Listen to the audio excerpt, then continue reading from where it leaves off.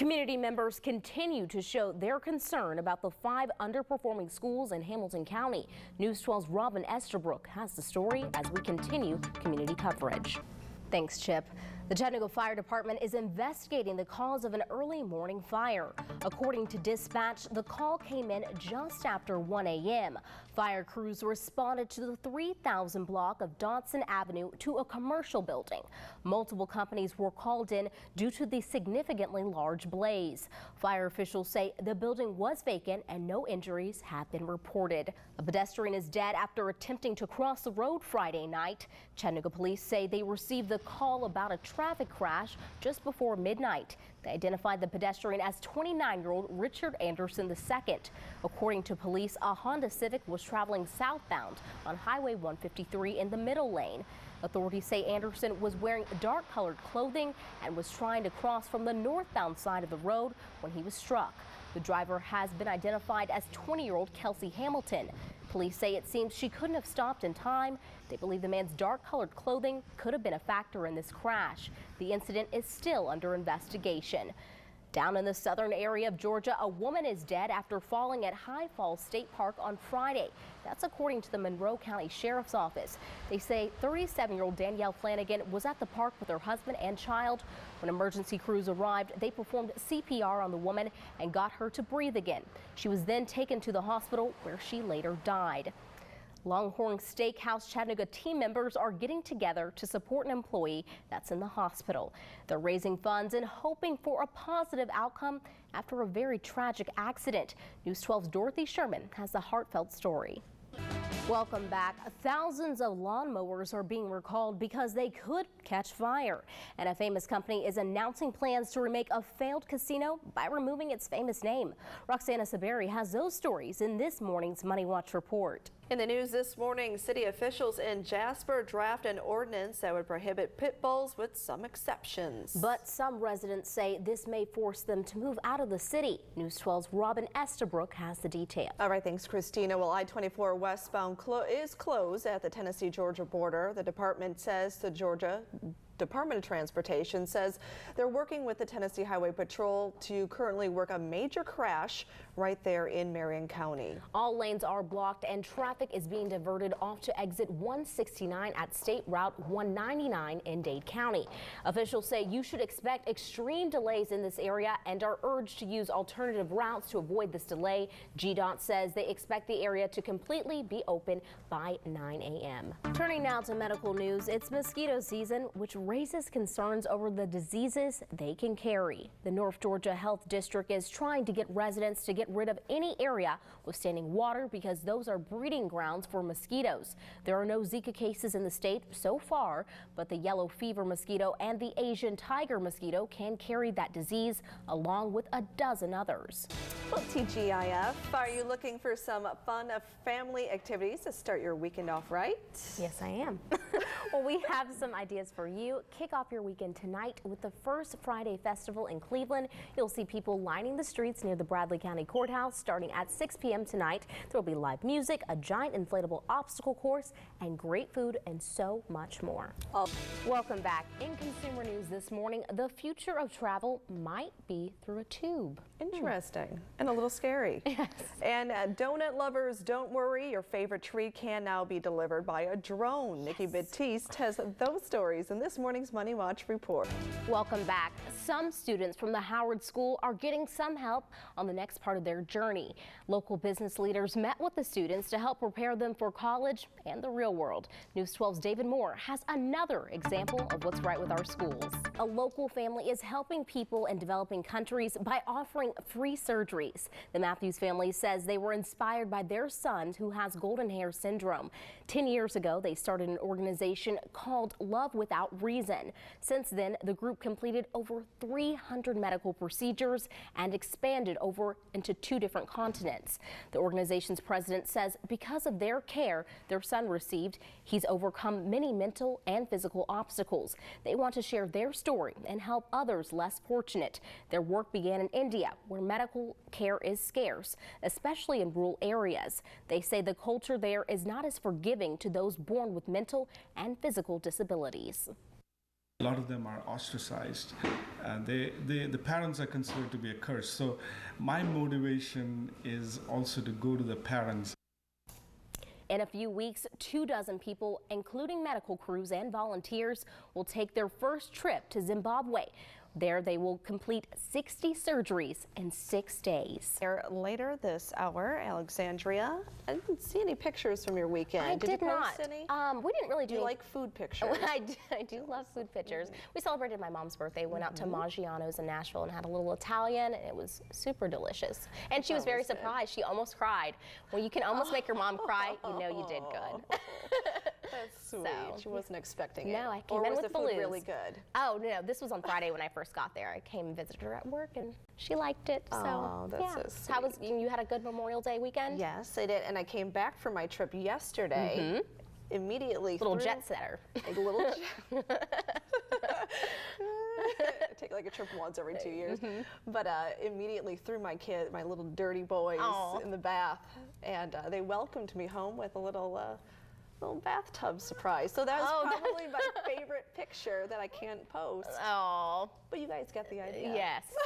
They had something special for Mommy. They did. This morning we're asking you, in honor of the start of the Dixie Highway 90-mile yard sale, what is your best yard sale find ever? We'll read some of your comments on air later this hour. I was thinking about that question. It would have to be when I was pretty little, 10 maybe. My mother found a tandem bicycle. Oh, neat. A Schwinn. A Schwinn. A Schwinn. Yeah. And it was like, that's pretty cool. It was so cool. I'm such an oddball. I know I always say I've never been to a yard sale until last year when I covered this event. Yes. I didn't purchase anything, but I've never actually been and hunted. But I want to because I love to shop, so Yes, why not? You're gonna have to. I know. I could see you liking those old-fashioned dolls. Oh, I don't think so. Add to your collection, maybe? No, my collection, no. I'm going to pass on that one. But Christina, would you join me to do that? I mean, I would need to because I as well have never purchased anything from a yard I'm the sale. only one that shops at yard sales. No, you're not the only one. We just haven't been because we're odd. I have been to a couple of yard sales, but I've never purchased anything. I just was tagging along with people who were buying things. That's some pretty cool stuff. Gotta save up. Maybe we need an adventure after the show today. I'm game. Let's go.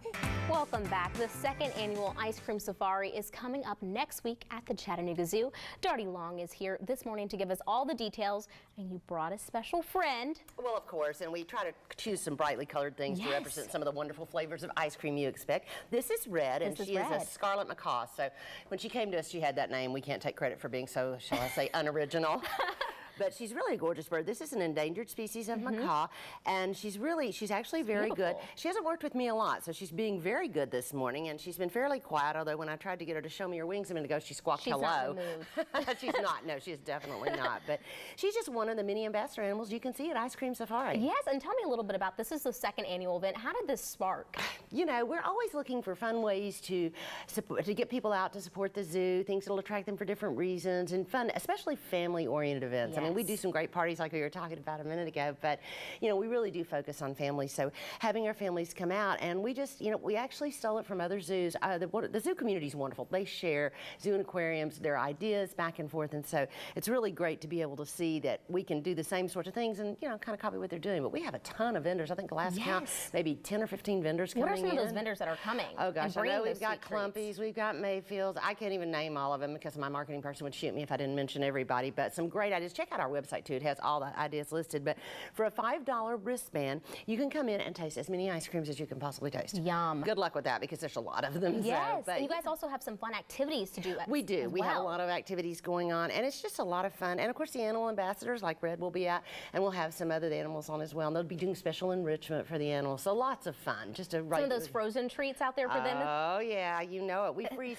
We love to freeze things. So if you happen to see a mouse frozen in some ice, or the infamous bloodsicle, that's another. Bloodsicle. Ooh, I haven't seen that one. Love that one. So yeah, you never know. But those are only for the animals, not for people. Right. And just talk a little bit about what you guys do. Why do this anyway? Just for, you know, the zoo and the community. You know, I think we're still finding people in our community that don't know how great the zoo is. And I say that with a lot of pride because many years ago it wasn't a great zoo. So now we're able to bring people in and we can show off all of our new animals. We actually have a twin baby tamarin, so we're really excited about that. And you can see one of our other animal ambassadors right there on the screen. Oh, and yeah, that's one of the free roaming ones. The biggest report I get of the day is that we have a loose peacock. Just FYI, everybody. I saw that. I love that.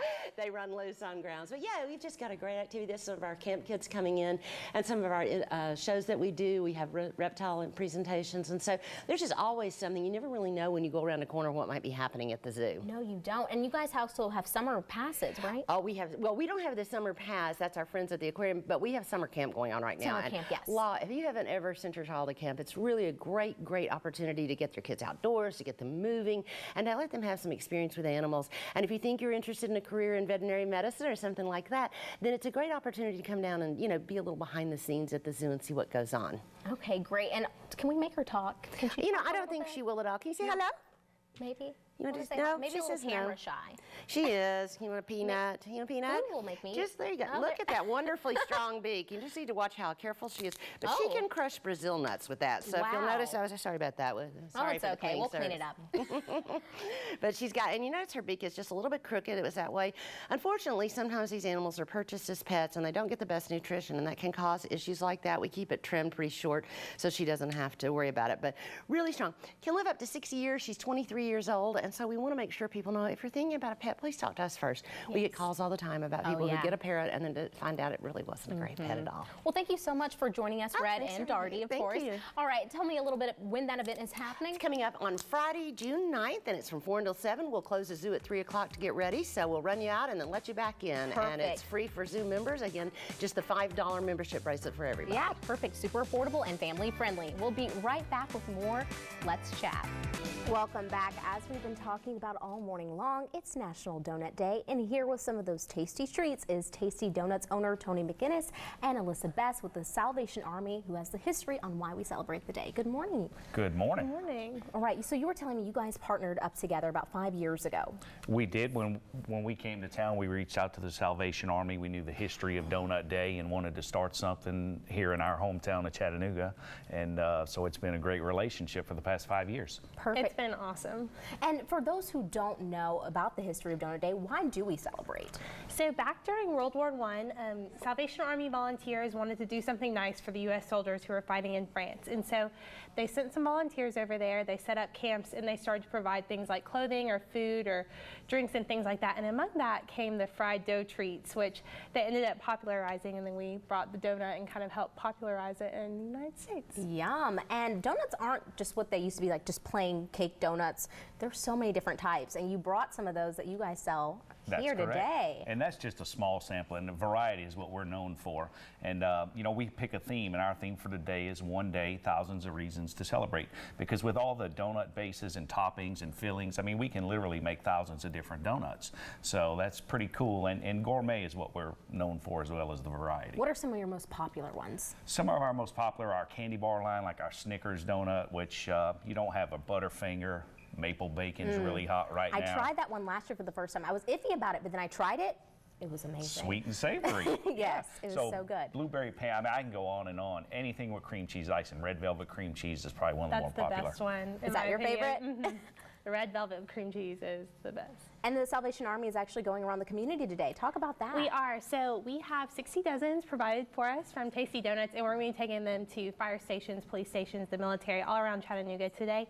We have a lot of volunteers who are going to be coming out and helping deliver those all day long. So, that's a tradition that we've been doing every year since we first started in World War I. So we're really excited to be able to do that for the local community in Chattanooga. And what does it mean for you guys to give back and partner with them? Well, it's great. We give back in many, many ways. This is probably one of the more visible ways that we give back. And, we'll give away over 1,500 donuts today, over 1,200 of them here in Chattanooga. And it's just cool that they're taking them to civil servants. So that kind of carries on the tradition of where Donut Day started back in World War I. And for those who don't know, where is Tasty Donuts located? Tasty Donuts is at the corner of East Brainerd and Jenkins Road. Yes, it is. I've been there many a times. And appreciate that. And what are your times? We are open tonight until 11. Normal hours, Monday through Thursday, 6 a.m. to 9 p.m. Friday and Saturday, 6 a.m. to 11 p.m. And Sundays we open at 7 and go until we sell out. Wonderful. Thank you so much for joining us, Tony and Alyssa. Grab a donut because it's National Donut Day, and we'll be right back with more News 12 Now this morning.